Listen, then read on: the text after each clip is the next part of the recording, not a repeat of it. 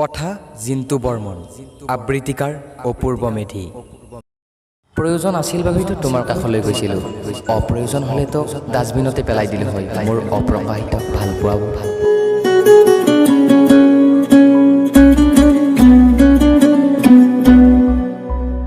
ভিক্ষা খোজা নাছিলোঁ তোমাৰ শৰীৰ স্পৰ্শ কৰি ভালপোৱাৰ এক সহযাত্ৰী হ'ব।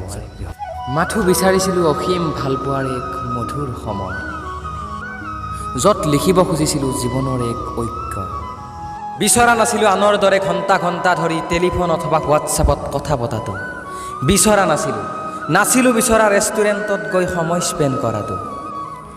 কেতিয়াবা তুমি বিহীন অপেক্ষাই অনুভৱ কৰাই বিলাসিতাৰ যে কিমান প্ৰয়োজন। তুমিনো ক'ত বুজিবা মোৰ দৰিদ্ৰতাও যেন এখন শুকান পৃথিৱী। মাথো চিক মিকনি পোহৰৰ মাজতে বিচাৰি পাওঁ মোৰ জীৱন। তুমি ক'ত বুজিবা মোৰ দৰিদ্ৰতাও যে এখন শুকান পৃথিৱী আছে।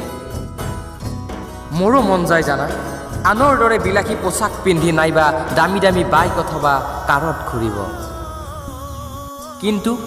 কিন্তু কি কৰিম সেয়া এতিয়া মোৰ বাবে সপোনহে মাথো। তুমিতো আঁতৰি গ'লা মোৰ স্বপ্নীল দুচকুৰ পৰা, ল'বই নাপালোঁ তোমাৰ অন্তৰৰ আলা।